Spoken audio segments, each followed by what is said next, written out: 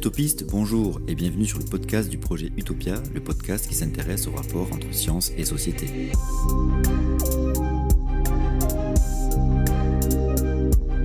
Depuis sa création, la psychanalyse séduit autant qu'elle irrite. Historiquement, elle représente le cheminement logique de l'avènement de la neurologie moderne porté par Charcot et Duchesne dans la deuxième moitié du XIXe siècle.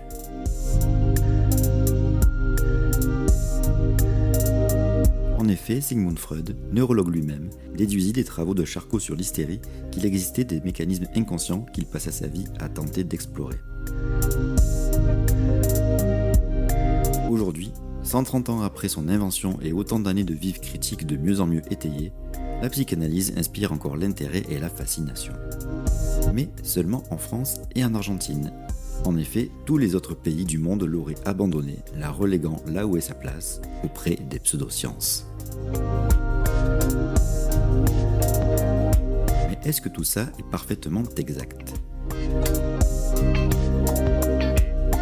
Aujourd'hui, nous recevons Nathanaël Larrigaldi, docteur en neurosciences computationnelles, qui a lui-même adhéré aux théories psychanalytiques pendant ses études, avant d'en déconstruire petit à petit ses représentations.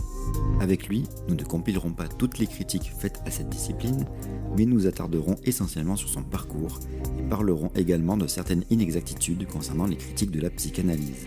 Dans cette optique, nous poserons notamment certaines nuances, non pas pour redorer le blason de cette pratique, mais pour recentrer les critiques sur des questions plus pertinentes.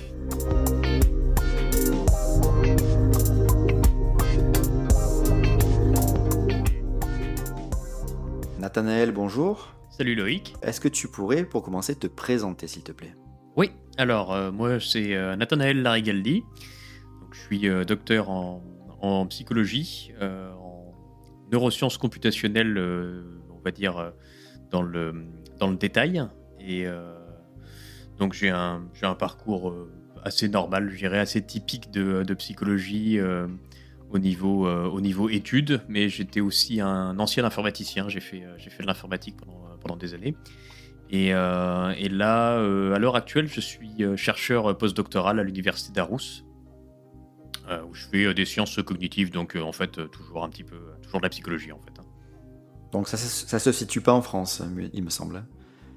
Non, Aarhus, ça se situe effectivement au Danemark, en sachant que j'ai un parcours qui a été un petit peu très international, puisque du coup mon postdoc là se trouve au Danemark, mais j'ai fait mon doctorat en Angleterre, et mon master en Belgique, et ma licence seulement, je l'ai faite en France. D'accord. Donc pour donner un petit peu de détails, en Angleterre c'était à Durham, en Belgique c'était à Louvain-la-Neuve, et en France c'était Poitiers. Voilà. Pourquoi tu t'es intéressé à la psychologie, du coup, avant qu'on attaque vraiment le sujet du jour, qui est la psychanalyse ? Qu'est-ce qui a fait que tu t'es lancé, en fait, dans ces études de psychologie ? Comme j'ai mentionné rapidement, en fait, avant de faire la psycho, j'avais fait de l'informatique. En fait, j'avais commencé même des études d'informatique. Et en fait, au plein milieu de mes études, j'ai arrêté parce que j'avais envie de faire un truc qui était un petit peu plus social, finalement, un petit peu plus humain. Et en fait, c'était un petit peu... alors, pas complètement par hasard, mais pas loin, en fait. Je trouvais ça intéressant, en fait, de savoir... d'étudier le comportement humain. Je trouvais ça intéressant. Mais c'était vraiment, à la base, pas tellement par conviction, en fait, que je suis parti. C'était vraiment par pure interrogation de qu'est-ce que je voulais faire, finalement. Et je me suis dit, le comportement humain, c'est intéressant, parce que j'ai toujours un petit peu les questions de ce genre... pourquoi les gens ils réagissent un peu n'importe comment. Finalement, c'était un petit peu ça. Et initialement, en fait, je vais glisser directement en fait, sur le terrain de la psychanalyse. Parce que initialement, justement, quand j'ai commencé à m'intéresser au comportement humain, quand je suis arrivé en psychologie, la psychanalyse, en fait, m'a tout de suite, immédiatement intéressé. Immédiatement, ce que je me suis dit, c'est ça que je veux faire. C'est ça, finalement, le comportement humain, en fait. Et en fait, je me suis trouvé une vocation dans la psychologie, et en fait, initialement, même carrément, un peu dans la psychanalyse, dès que je suis arrivé, dès que j'ai vu les premiers cours. Ouais, parce que la psychanalyse, en fait, c'est vachement attrayant. Je veux dire, il y a un peu de mystère, et en même temps, ça donne l'impression de donner des clés presque magiques, quoi, je trouve. Une sorte de théorie vraiment explicative de presque tout, en fait, dans le comportement humain. Exactement, ouais, c'est exactement ça. C'est-à-dire que sur le coup, moi je connaissais quasiment rien. J'avais fait un cursus parfaitement scientifique, on va dire. J'ai fait à l'époque une terminale S. Et puis ouais, comme je disais, j'étais parti en informatique, etc. Et donc en fait, j'avais finalement zéro connaissance sur la moindre chose qui soit reliée aux sciences sociales et aux sciences humaines, à part de la biologie en fait.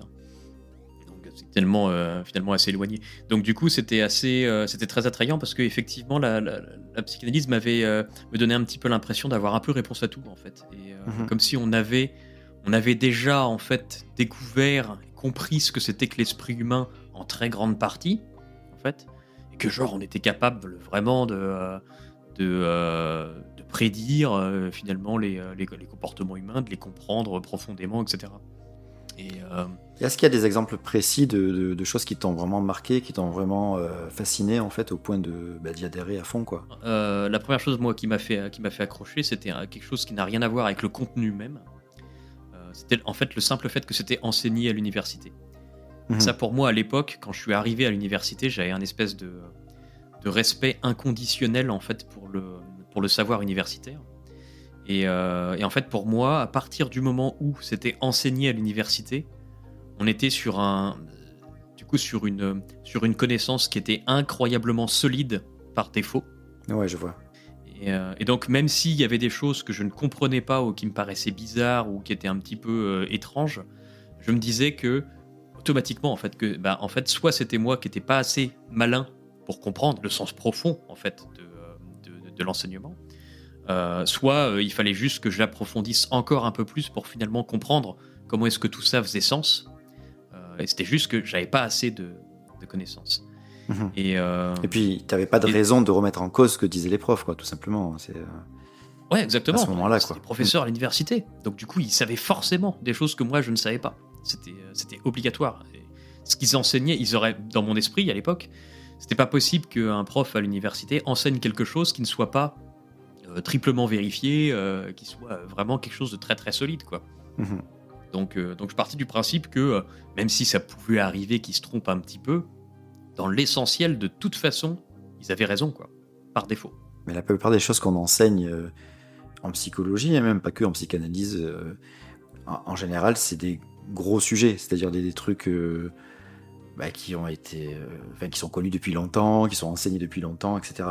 Ce qui ne veut pas dire forcément que tout est parfaitement vrai, on est d'accord, mais du coup, ça donne aussi cette impression, le fait que ça existe depuis un bon moment, ça donne l'impression que si c'était pas vrai, ça fait longtemps qu'on aurait démasqué la supercherie, quoi, tu vois.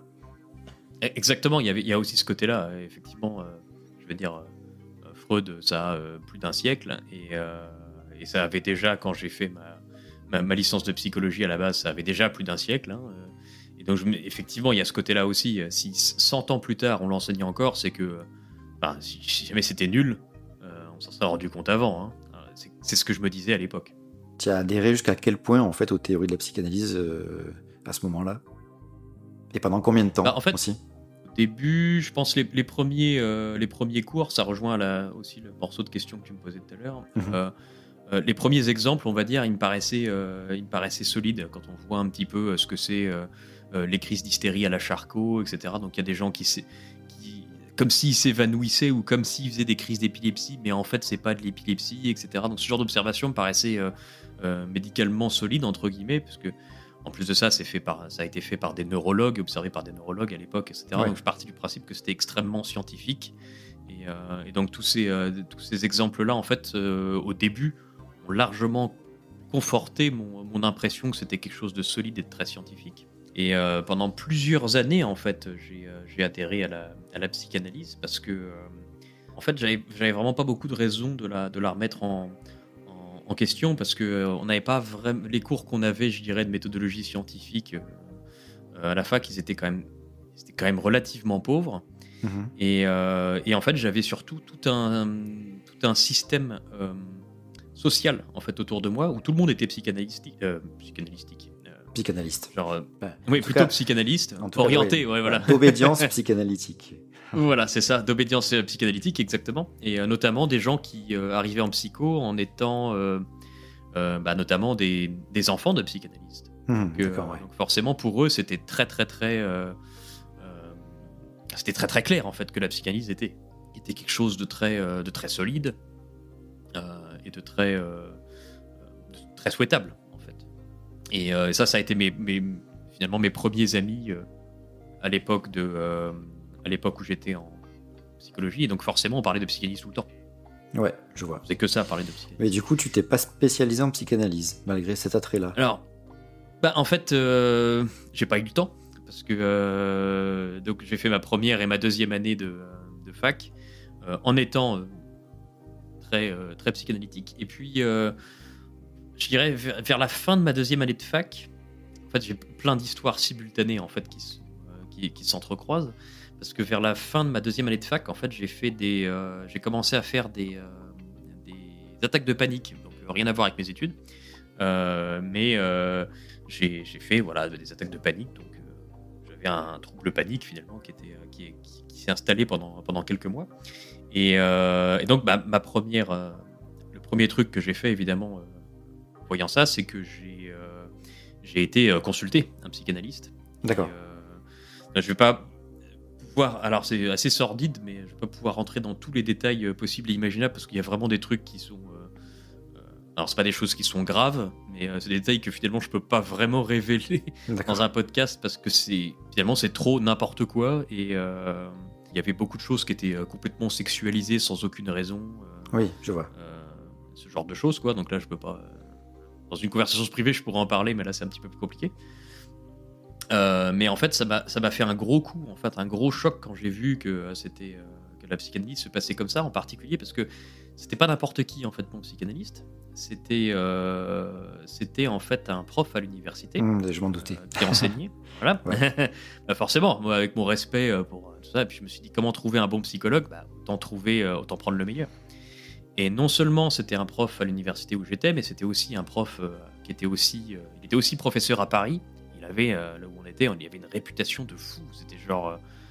C'était le psychanalyste complètement génial de la fac. Et autant dire que j'ai été extrêmement déçu de la thérapie, qui en fait ne m'a rien apporté, en fait ne m'a guéri de rien du tout. Ça allait toujours aussi mal, voire ça allait de plus en plus mal, parce que je me mettais en fait à culpabiliser sur plein de trucs. Ben oui. J'ai commencé même à me mettre mal avec des gens de ma famille, parce que évidemment, comme tout revient de l'enfance, et puis on commence à dire oui, mais quand même vous vous rendez compte que vos proches ils vous traitent pas correctement et machin, etc. Et des choses qui n'ont rien à voir vraiment avec le trouble que j'avais, mais qui forcément empirent la chose quand déjà on a des troubles d'anxiété, du coup, d'anxiété qui sont un petit peu forts, et qu'en plus on se met à finalement avoir des conflits à cause de la thérapie avec ses proches. Autant dire que les conflits, ils arrangent pas les troubles anxieux. Ouais, je vois. Donc ça s'est très très mal passé. Et ensuite, les enseignements aussi ont commencé J'ai commencé en fait à questionner les enseignements, parce que les premiers enseignements, je dirais, ils étaient sur on va dire la base de la psychanalyse, donc les trucs un peu freudiens, mais genre ces observations, comme je disais, les observations neurologiques, des trucs, etc. Enfin, neurologiques pas, mais faites par des neurologues. Et puis ensuite, on a commencé à avoir des enseignements qui étaient un petit peu plus contemporains. Et en fait, j'ai commencé à me rendre compte que les enseignements étaient super creux. Les enseignements que tu avais eu auparavant, c'est ça ? Ouais, alors ceux du départ, je me disais, bon, ils sont historiques, donc si jamais ils ont leurs limitations, ça allait, en fait. Mais ensuite, quand je suis commencé, fin de deuxième année, et puis ensuite début de troisième année de psycho, je me suis rendu compte que déjà, on n'arrêtait pas de redire les mêmes trucs, et surtout que les observations contemporaines étaient d'une qualité pas meilleure, voire même encore pire que les observations d'un siècle plus tôt, en fait. Alors, c'est-à-dire, est-ce que tu peux détailler un petit peu pour qu'on comprenne un peu mieux qu'est-ce qui allait pas ? Moi, j'ai mon exemple favori, celui-là, je le raconte à tout le monde. D'accord, vas-y. Alors, je me suis retrouvé dans un amphi, du coup, de psychanalyse, où la personne expliquait comment diagnostiquer des choses avec une technique qui s'appelle le dessin du bonhomme. En gros, on donne une feuille de papier à un gamin, et puis on lui dit dessine un bonhomme. Et en fonction de la façon dont il dessine les trucs, on va pouvoir faire des inférences selon cette technique. Et alors, en fait, il y a un moment, c'est le moment vraiment qui m'a marqué, il me marque encore, ça fait plus de 10 ans que j'ai eu cet enseignement. Je me souviens, ce professeur à moitié endormi sur son micro, qui disait, bon voilà, et puis bien sûr, un enfant qui dessine un bonhomme tout petit et en bas à droite de la feuille, ça c'est un signe de cupidité chez l'enfant. Et qui passe à autre chose. D'accord. C'est-à-dire... Ça, on a expliqué rien du tout, quoi. Ouais, sans rien expliquer. Alors, il n'y a aucune source, déjà, hein, parce que pourquoi avoir une source, hein, ça sert à rien. Et puis, aucune explication de quoi que ce soit. En fait, c'est vraiment genre, un enfant qui dessine en petit, en bas à droite d'une feuille, il est cupide. Alors déjà, qu'est-ce que ça veut dire un enfant de 6 ans cupide ? Ouais. Je sais pas. Et puis en plus, bien garder ses jouets pour lui, c'est ça, en fait.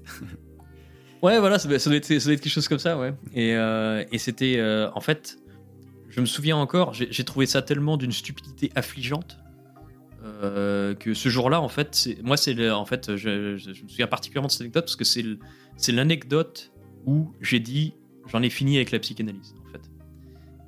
Et où j'ai pris mon sac au plein milieu de l'amphi quand la professeure a dit ça. J'ai pris mon sac et je suis parti au plein milieu. Oui, donc c'était pas la première fois que tu avais affaire à des explications un peu what the fuck et surtout sans aucune source, sans aucune explication théorique derrière, quoi.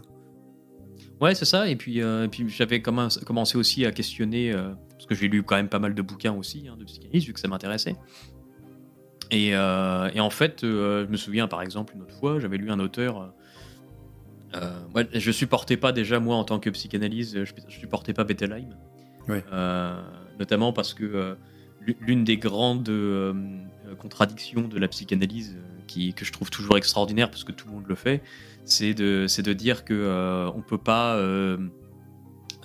psychanalyser de façon générale, on peut pas émettre de généralité parce que chaque personne est différente. Et donc déjà, qu'est-ce que ça veut dire du coup le dessin du bonhomme en bas à droite, parce que du coup ça c'est une généralité pour tout le monde, on a déjà un exemple ici. Ouais. Et une fois, j'avais lu un super livre de psychanalyse merveilleux, parce que, en fait, j'ai pas dépassé le chapitre 1, parce que dans la préface, la personne disait « Bettelheim, il fait n'importe quoi, parce qu'il prend la psychanalyse des contes de fées, et en fait, il fait une psychanalyse généralisée, finalement, de ces contes, comme si ça s'appliquait à tout le monde, alors que l'un des premiers préceptes de la psychanalyse, c'est que justement, quand tu fais quelque chose comme ça, ça ne marche pas, parce qu'il faut que ça soit individualisé. D'accord. J'étais d'accord avec ça. J'avais lu la préface, j'avais dit « Ah, très bien, c'est très bien qu'ils le disent, parce que c'était une critique, moi, que j'avais de Bettelheim. » Okay. Puis ensuite, tu tournes la page à la fin de la préface, chapitre 1, « Voici la vraie psychanalyse généralisée des contes de fées. » Et tu te dis « Mais c'est pas possible. C'est pas possible, c'est-à-dire que... » Ouais, c'est-à-dire que du coup, le mec, dès le chapitre 1, ensuite, il était là, genre, bah voilà, en fait, la véritable psychanalyse, en fait, elle est là. Il dit, ben non, mais tu viens de dire 2 pages plus tôt qu'on pouvait pas faire ça. Pourquoi tu le fais ? Oui. C'est absurde. Et c'était... à la limite, s'il y avait des choses à décrypter chez les rêves et que c'était individualisé, il faudrait effectivement connaître déjà la vie de la personne, les angoisses de la personne, son vécu, etc., pour faire des liens entre les symboles qu'il y a dans ses rêves, tu vois. À la limite, ça pourrait être entendable, mais déjà de faire un truc général, comme si tous les rêves de tout le monde avaient la même symbolique, c'est absurde en soi, quoi. Absolument. Mais ça, c'est quelque chose que j'ai... personnellement vu un peu tout le temps finalement, c'est-à-dire qu'il y a ce côté théorique où on dit ça, et puis en définitive, une fois qu'on sort du cadre théorique où on enlève le monocle pour dire un truc très, très malin, et ben en fait après on est là genre oui ok, tout c'est individualisé pour tout le monde, mais en fait on a la même théorie, et quand même pour tout le monde, c'est-à-dire il y a vraiment l'une des la critique que j'ai le plus entendue, je pense, de la part des psychanalystes envers les gens qui ont des approches plus scientifiques, c'est de dire ouais, mais vous faites pas d'approche individualisée, vous mettez des gens dans les cases.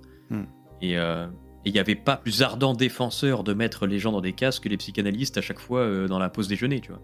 C'est-à-dire que quand tu discutais avec des étudiants de 3e année de psycho, tu vois, de psychanalyse, les mecs ils étaient là genre en fait les individus ils étaient soit hystériques, soit phobiques, soit... Oui, s'ils ont des tocs, c'est parce qu'ils sont obsessionnels, par exemple. Voilà, c'est ça. Donc c'est hystérique, obsessionnel ou phobique. C'est genre tout le monde. C'était la grande discussion de tous les psychanalystes.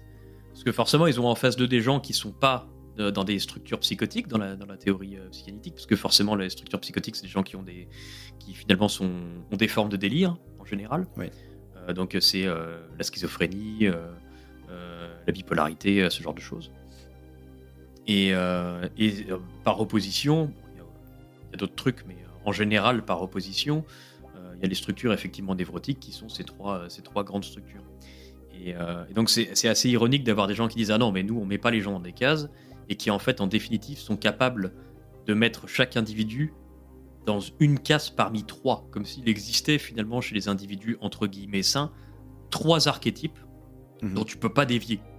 Ouais.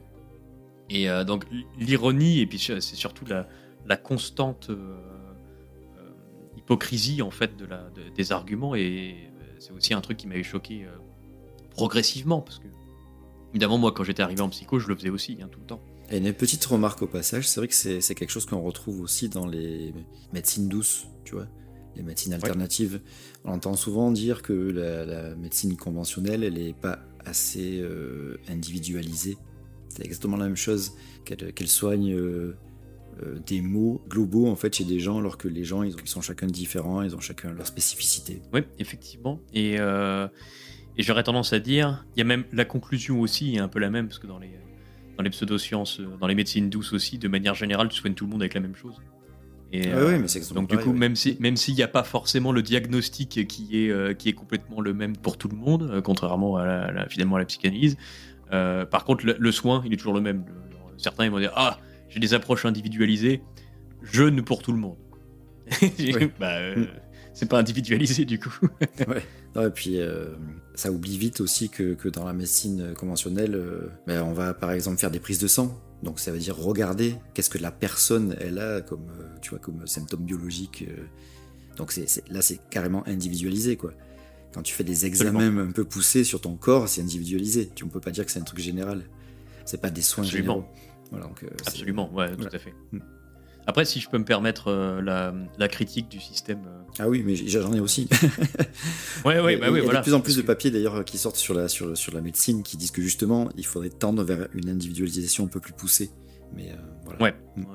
Après, moi je suis pas un expert en médecine, mais c'est vrai qu'en psychologie en général, et puis finalement comme on le voit aussi sur les réseaux sociaux en général, la façon dont ça passe dans le grand public, le diagnostic psychologique, pas forcément tel qu'il est fait, même s'il y aurait aussi à redire, et la façon dont ça passe ensuite dans le grand public, j'ai l'impression que tout le monde a les 3 mêmes pathologies aussi. Tout le monde est finalement a un espèce de cloisonnement malgré tout, qui maintenant, au lieu d'être cloisonné par la psychanalyse, finalement il est cloisonné par le DSM à un certain degré, et ça me semble relativement problématique en général, notamment parce que je pense qu'il y a beaucoup de thérapeutes en psychologie aussi qui sont aussi très inspirés, même dans leur pratique, ils sont inspirés par le grand public. Et ça, c'est une critique que j'aurais à faire dans le système de facto, pas forcément dans le système théorique de la psychologie scientifique, mais la façon dont c'est appliqué, ça me semble potentiellement être problématique. Oui. Après, bon, j'ai pas de chiffres dessus, c'est juste quelque chose que j'ai l'impression d'observer. En sciences humaines, c'est difficile de ne pas être, on va dire, influencé par ce qu'on revoit, nous, de la vie de tous les jours, quoi, de la société, du comportement des gens. Je sais pas si c'est exactement ça que tu voulais dire par rapport à... Mais, Si, ouais, ça rejoint ce que je disais. Ouais. Je pense pas qu'on peut qu'on peut percevoir les choses de manière 100% scientifique, tu vois. Ouais, bien sûr, évidemment, ouais. Donc du coup, pour en venir à notre sujet, donc c'est un jour comme ça que tu as vraiment jeté le truc, que tu t'es dit c'est fini quoi. Il y a vraiment eu une démarcation nette quoi, en fait. Tout à fait, ouais. En fait, il y a eu je sais pas, il y a une phrase en anglais, je sais pas qui c'est qui l'a dit. C'est slowly then suddenly. Tu vois. Ouais. Ça commence doucement. Donc j'avais eu un peu cette plongée qui était là genre waouh, la psychanalyse c'est vraiment pas aussi bien que ce que je pensais. Il y a plein de trucs qui me gonflent, il y a plein de trucs qui sont incohérents et c'est vraiment bizarre. Et puis d'un seul coup, vraiment quand j'ai entendu cette idiotie, en fait, ça a été le point de rupture totale. Et en fait, j'ai vraiment senti comme si d'un seul coup, tout mon système de croyances se réorganisait. Ouais, parce que du coup, tu dois être un peu démuni, quoi, quand il y a un truc qui a fondé quelque part toute ta représentation du monde pendant un certain temps, tu décides de le mettre de côté. C'est compliqué. Qu'est-ce que tu mets à la place, en fait? Est-ce que tu avais déjà des choses à mettre à la place à ce voilà, moment-là? ça, je pense que c'est la chance que j'avais, c'est que déjà, je n'étais pas trop loin dans mes études. Du coup, je n'avais pas encore commencé un master de psychanalyse. Ouais. Et puis en plus, j'étais, comme je venais d'informatique, j'avais déjà en fait des compétences en informatique et j'avais déjà eu pas mal de cours d'informatique et puis des cours de mathématiques et ça a fait aussi que en psycho, en fait, même j'avais des meilleures notes finalement dans les matières scientifiques que dans les matières psychanalytiques. Donc, c'était assez c'était paradoxal en fait. Il y avait vraiment le côté genre je veux devenir psychanalyste, mais j'ai 12 de moyenne en psychanalyse, alors que je me souviens que j'avais eu j'ai plus 18 ou 19, un truc comme ça, au cours de méthode scientifique. Et parce que pour moi c'était évident en fait la méthode scientifique, tu vois, c'est genre oui, évidemment qu'on fait un plan expérimental comme ça. D'accord. Et puis voilà. Après bon, j'étais pendant ma licence, je veux pas faire comme si j'étais genre un génie de quoi que ce soit, parce que pendant ma licence, faut quand même le dire, je préfère le préciser quand même, je foutais rien et j'étais un très très mauvais élève. Je me suis réveillé plus tard dans mes études. Mais malgré ça, vraiment, là où j'avais les meilleures notes, c'était dans les matières scientifiques. Donc j'avais déjà quelque chose en fait pour remplir le blanc. J'avais déjà quand même cet attrait, cette identité, ouais, et cet attrait effectivement pour la science, pour les sciences même plus dures en fait. Ouais. Mais ce qui est rigolo par contre, en lien avec ça, c'est que mes notes n'ont pas diminué en psychanalyse après avoir refusé la psycha. Et donc ce cours là où j'ai pris mon sac et puis je suis parti, c'était, si mes souvenirs sont exacts, c'était un cours de début de second semestre. Et ce dont je me souviens avec certitude, c'est que ce cours, il y a un cours de psychanalyse, il me semble que c'est celui-là de toute façon. Il y a un cours de psychanalyse où de toute façon, une fois que j'étais déjà parti du principe que la psychanalyse c'était nul, je ne suis pas allé en cours et j'ai même pas révisé le cours. C'est-à-dire j'avais un pote qui m'avait donné ses notes de cours. J'ai lu les 5 premières pages et je me souviens encore. J'avais fait une photocopie des cours, donc c'était pas les siens, mais je me souviens encore. J'avais toutes mes feuilles dans la main et après avoir lu genre les 5 premières pages, j'ai balancé le cours à travers la pièce en disant qu'est-ce que c'est que cette merde. C'est pas possible. Qu'est-ce que c'est que ce truc? J'ai balancé le truc, j'ai pas révisé le reste. Il y avait l'examen, c'était deux questions, une sur le cours magistral et une sur un TD qui se passait en parallèle. Ouais. Les 2 questions étaient sur un truc que je n'avais même pas atteint dans la révision. Donc quelque chose que je n'avais absolument jamais vu de ma vie. Ouais. Jamais. Et t'as réussi à t'en sortir pareil qu'auparavant, quoi. Ouais. C'est-à-dire, en fait, j'ai regardé et vraiment, la question que je me suis posée, c'est juste qu'est-ce que quelqu'un qui raconterait n'importe quoi, tu vois, qui essaierait de bluffer, dirait. D'accord. J'ai fait ça pour les 2 questions et j'ai eu 11 et 11. Donc, t'es pas un très bon bluffeur, quoi, au final. C'est déjà pas mal, parce que c'est une note qui suffit. Hein. Ça m'a fait passer le truc. C'est-à-dire que si jamais tu regardes un schéma du cerveau avec des petites flèches dessus, tu vois, et puis que tu essaies de bluffer, t'as 0 et 0, tu vois. Je veux dire, tu peux pas bluffer un examen de neurologie, tu vois. Non, c'est sûr. Par contre, un examen de psychanalyse, même si jamais tu sais même pas de quoi ça parle, tu sais même pas d'où ça vient, juste en te disant qu'est-ce que c'est que ce mot, je comprends même pas le mot, c'est pas grave, je vais faire comme si je le comprenais, ça marche.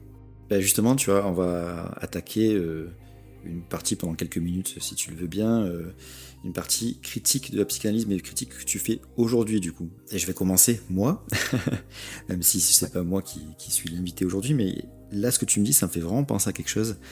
c'est que depuis très longtemps, moi personnellement, j'ai une dent un petit peu envers Freud, même avant que je m'intéresse vraiment à la psychanalyse, etc.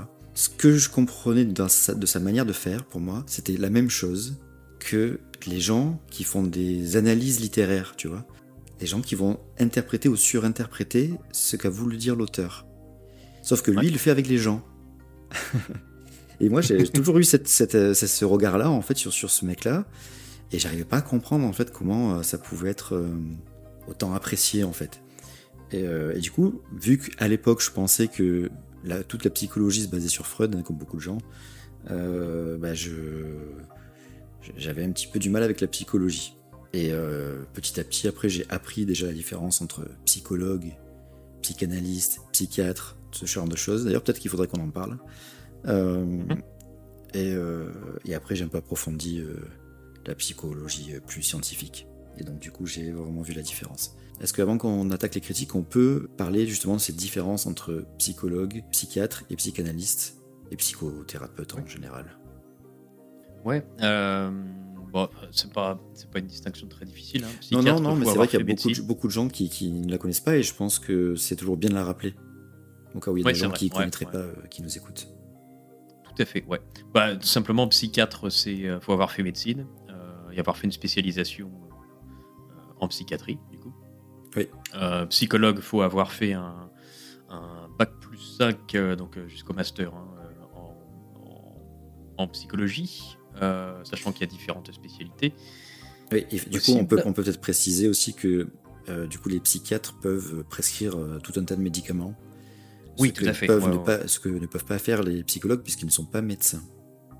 Tout à fait. Ouais, les psychologues ne peuvent pas prescrire. D'ailleurs, c'est les psychiatres sont les seuls qui peuvent prescrire des médicaments dans tout le lot de trucs. Et en fait, même les psychiatres ont tendance. Alors, c'est pas une tendance qui est systématique. Limitative. Voilà, c'est pas une tendance limitative systématique, mais en général, les psychiatres ont tendance à s'occuper plus des cas lourds, du style justement, enfin lourd, on va dire un petit peu plus difficile en fait, du style la schizophrénie par exemple, oui, les addictions. Qui peut pas vraiment se soigner sans médicaments, quoi. Ouais, voilà, c'est ça, ou plus difficilement en tout cas. Et les psychanalystes. Ouais, alors psychanalyste, c'est compliqué parce que c'est pas un titre qui est protégé. Comme on le dit souvent, hein, demain, si je veux mettre une plaque devant ma porte disant je suis psychanalyste, bah, je peux. Mais les psychanalystes eux-mêmes, en général, en tout cas, l'ordre des psychanalystes, en général, sont pas d'accord avec ça.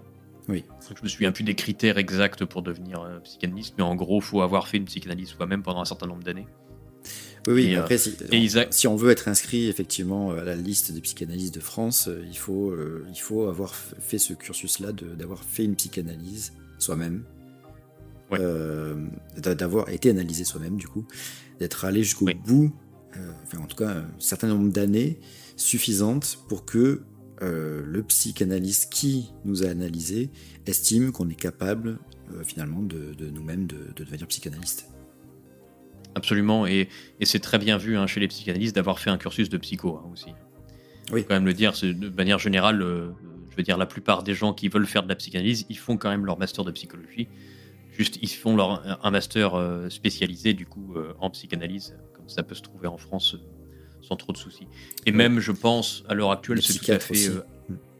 Ouais, tout à fait. Ouais. C'est tout à fait accepté, même, je pense, de la part de la plupart des psychanalystes, je pense, que même sans avoir fait de psychanalyse soi-même, à partir du moment où on a fait un master en psychologie orienté psychanalyse, on est tout à fait légitime à être psychanalyste, je pense. En tout cas, j'ai jamais croisé de psychanalyste avec un master en psychologie qui a dit « Oh là là, je peux pas encore être psychanalyste parce que j'ai pas fait d'analyse moi-même. » Oui, bien sûr. Donc ça doit exister, mais j'en ai pas rencontré. C'est quand même valorisé. Moi, j'en ai rencontré. Ah d'accord, ok, Oui. très bien.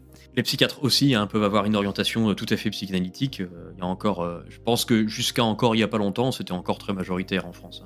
Ouais. Alors, pour du coup en revenir et enchaîner avec les critiques du coup qu'on fait, peut-être un peu plus général. Donc moi j'ai dit ce petit rapport avec l'analyse littéraire. Et toi, ce serait quoi comme critique que tu aurais à faire Finalement, étrangement, je dirais la critique principale que j'aurais à faire, c'est sur le côté, je dirais, historiquement, dès le début, en fait, ça n'avait aucun sens, je trouve. En fait, Ouais. dès le début, c'est basé sur absolument rien. En fait, il y a des observations que je trouve intéressantes dans la psychanalyse, mais plutôt dans ses échecs, en fait. Parce que Freud le reconnaît lui-même, et je trouve qu'il a en partie raison. Il dit que dans certaines de ses correspondances, il dit que en fait, il a besoin d'une réussite thérapeutique, et même de plusieurs réussites thérapeutiques, pour pouvoir valider tout le modèle qu'il a derrière du fonctionnement psychique.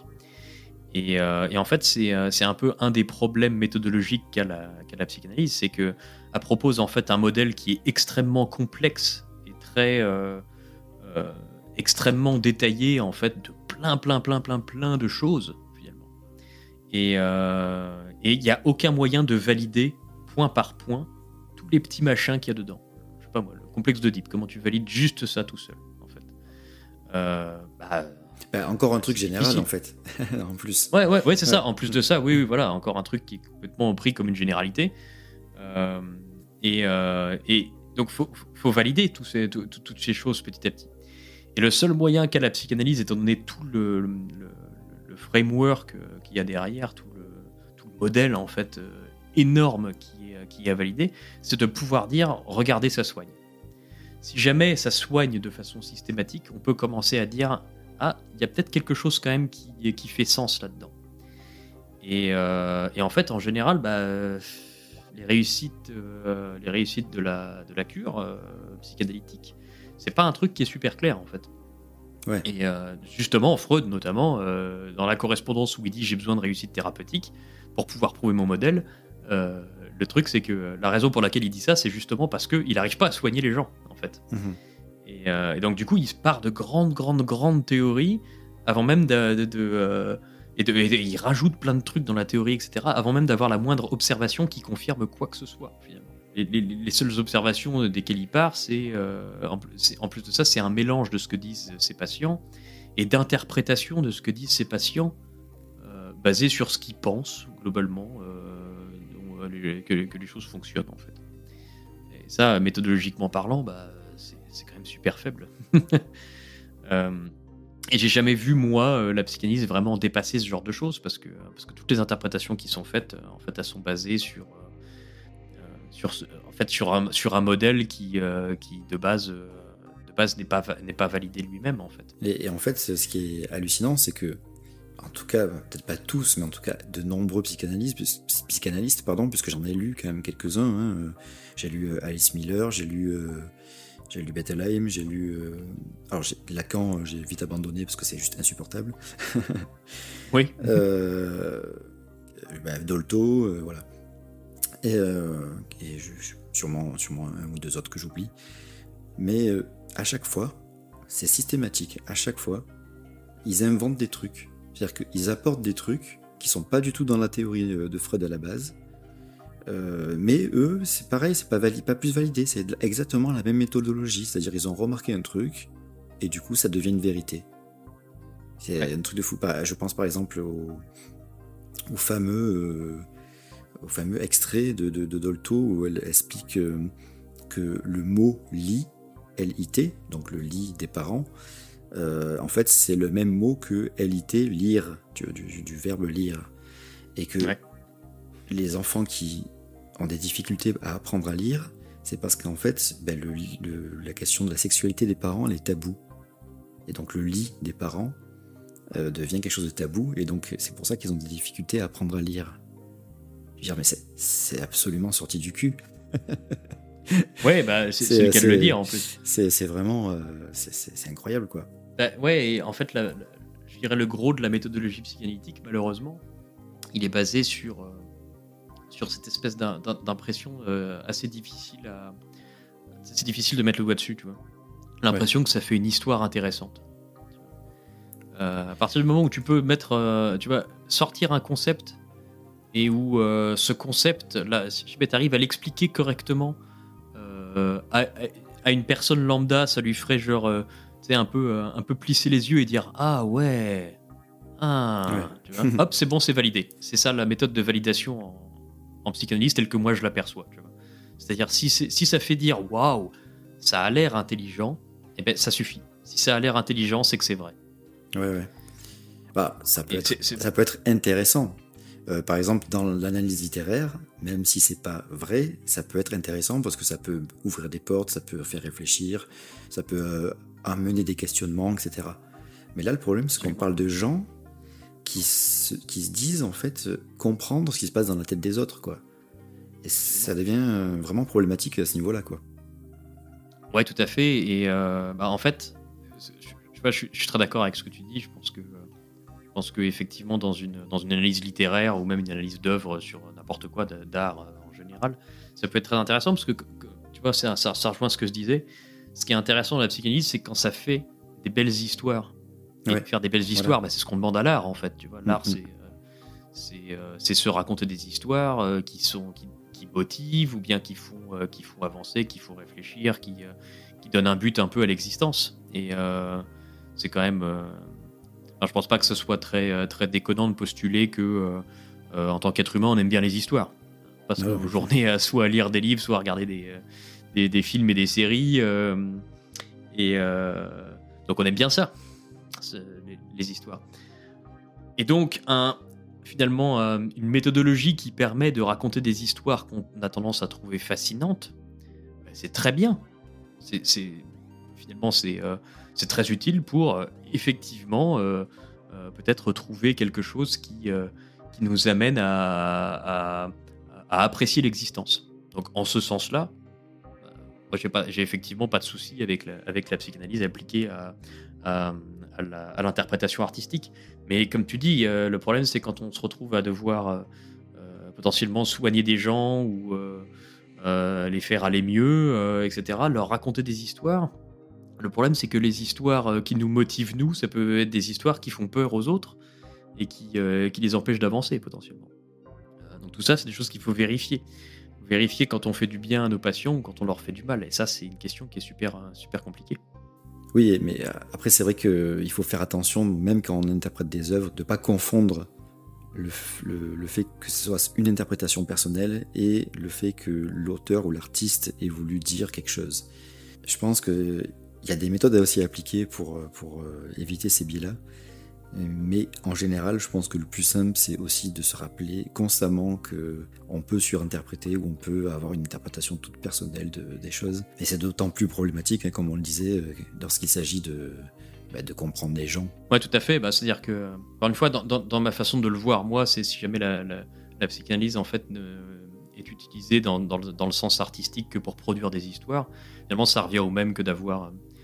qu'un écrivain en fait qui écrirait une histoire. L'écrivain qui écrit une histoire, il se dit jamais pendant qu'il écrit que l'histoire qu'il vient d'inventer, c'est la réalité. Ouais. Donc, du coup, mais en fait, j'ai vraiment absolument aucun problème comme toi sur le fait d'utiliser la psychanalyse dans les œuvres, dans le sens où c'est chargé de symboles et en plus c'est des symboles qui souvent parlent au grand public parce que ils les connaissent et donc c'est utile d'un point de vue cinématographique ou d'un point de vue littéraire, d'utiliser des symboles psychanalytiques très connus et de les placer d'une manière ou d'une autre, quoi. Ouais, absolument. Il y a des fois des choses qui peuvent être non voulues et interprétées à tort de point de vue psychanalytique, mais je sais que dans le milieu artistique, il y a beaucoup d'artistes qui connaissent un peu, voire beaucoup, la psychanalyse, et donc l'utilisent dans leurs œuvres, parce que c'est tout simplement quelque chose qu'ils connaissent et qu'ils vont utiliser, comme toute œuvre d'art, on utilise tout le temps quand on crée des choses qu'on connaît, quoi. Ouais. Et puis j'ai déjà vu d'ailleurs ça m'y fait penser, j'ai déjà vu ça un peu comme argument, que la raison pour laquelle ça nous parle beaucoup en tant qu'humain, la psychanalyse, c'est parce que c'est vrai. Et ça, je pense que, c'est... Non. Je veux dire, par exemple, en fait, avoir un cadre... Et je trouve pour moi, excuse-moi, je te coupe, parce que ça me fait penser vraiment à un truc que je voulais dire tout à l'heure et que j'avais oublié. C'est que le fait de relier les choses entre elles, c'est quelque chose qui est hyper stimulant intellectuellement, ça on le sait, ça a été étudié, etc. Mais aussi, il y a une sorte d'effet de dévoilement, tu vois. Le fait quand tu dévoiles quelque chose, c'est comme si tu d'un coup tu mettais le doigt sur un secret ou quelque chose qui était un peu caché et que tu viens de découvrir en fait. Et donc forcément il y a quelque chose d'hyper stimulant pour le cerveau en fait. Ouais, tout à fait. Et puis la psychanalyse adore son espèce de statut arcanique qui fait que waouh, c'est pour les initiés seulement, c'est ce dont on parlait au tout début. Ouais. Et donc du coup ça aussi c'est un truc qui est très attrayant. Mm-hmm. Le fait de dire que si jamais ça nous parle autant, c'est parce que ça touche à quelque chose de vrai, de profond dans l'être humain. Et ça, je pense que c'est très facile de contre-argumenter là-dessus. Moi, par exemple, j'aime beaucoup le jeu de rôle. Les histoires de Donjons et Dragons me plaisent beaucoup. Pourtant, les dragons, il n'y en a pas beaucoup. Bon, des donjons, il y en a, mais il n'y a pas beaucoup de dragons en général. Et puis, les histoires avec du bien et du mal qui sont faites de façon absolue, c'est des choses qui plaisent à tout le monde, mais qui sont pas des choses qui s'incarnent dans le réel. Là où c'est intéressant, je trouve, justement, la psychanalyse, c'est de reconnaître qu'en fait, se fixer un cadre, exactement comme dans le jeu de rôle ou dans d'autres choses, dans n'importe quel univers fictif, avoir un cadre de pensée, étrangement, au lieu de contraindre la pensée en ayant des règles qui sont plus ou moins strictes, ça encourage la créativité, je trouve. Mmh. Et ça, la psychanalyse, je trouve qu'elle est très très forte pour ça, parce qu'elle a un set de règles qui est à la fois un peu restrictif, mais suffisamment libre et facile à comprendre pour finalement créer des histoires qui sont relativement attrayantes, qui font plisser les yeux, comme je disais tout à l'heure, des choses. Ouais, je vois ce que tu veux dire. Font se dire waouh, c'est incroyable. Exactement comme quelqu'un qui écrirait une fanfiction de n'importe quel univers déjà existant. L'univers, la raison pour laquelle la personne écrit sur cet univers, c'est pas parce que l'univers révèle quelque chose de profondément réel dans sa psyché ou dans son mental, mais c'est juste parce que l'histoire lui plaît et le cadre lui plaît et ce cadre rend créatif cette personne. Et ça, la psychanalyse, elle est capable de faire ça, et ça, c'est un truc qu'il faut rendre à la psychanalyse, quelque chose qui est très bien. Ouais. Mais il faut garder en tête ce côté, c'est une histoire.